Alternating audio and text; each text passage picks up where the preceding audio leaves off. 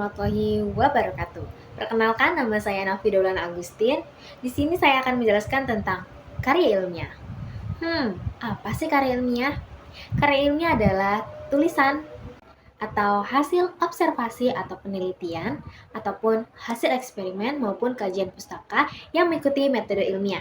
Penulisan karya ilmiah bertujuan untuk menyampaikan informasi, gagasan, atau hasil penelitian secara sistematis, objektif, dan terstruktur.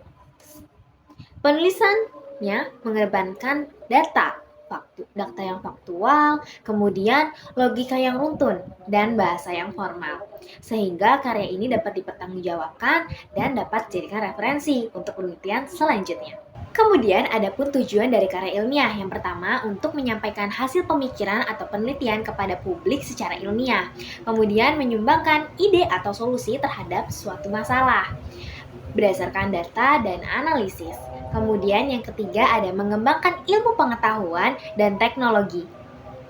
Dan yang keempat ada menumbuhkan keterampilan berpikir, kritis, dan sistematis.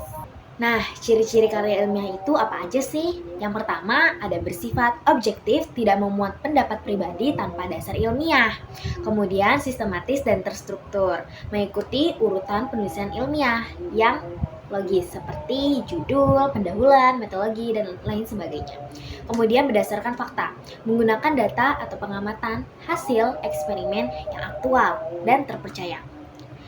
Menggunakan bahasa ilmiah yaitu baku, formal, dan tidak emosional. Kemudian jenis-jenis karya ilmiah yang pertama adalah makalah atau tulisan akademik untuk membahas suatu topik secara teoritis.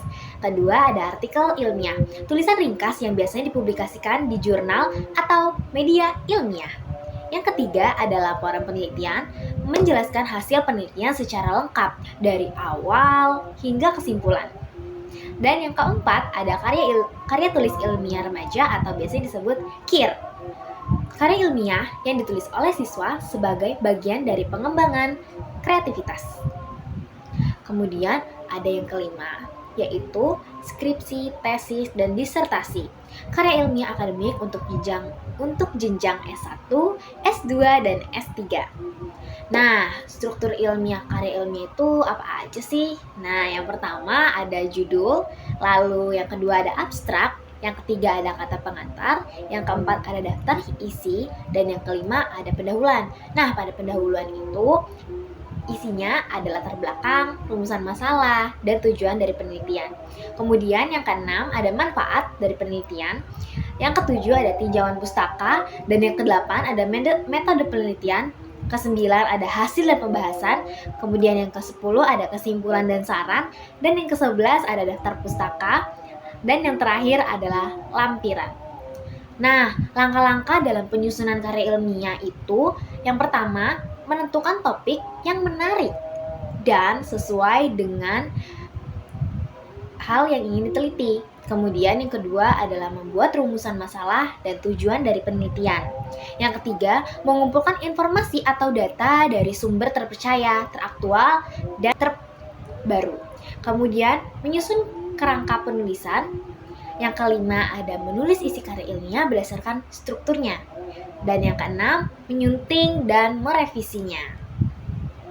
Yang ketujuh, memeriksa plagiarisme atau menyusun dari daftar pustaka. Nah, dari penjelasan berikut dapat disimpulkan bahwa karya ilmiah merupakan media penting untuk mengkomunikasikan gagasan, hasil penelitian, atau temuan ilmiah kepada masyarakat dengan struktur yang sistematis dan bahasa yang formal.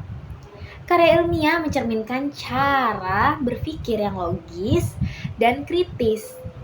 Kemudian penyusunan karya ilmiah juga mendorong pelajar atau peneliti untuk menghargai proses ilmiah dan etika akademik.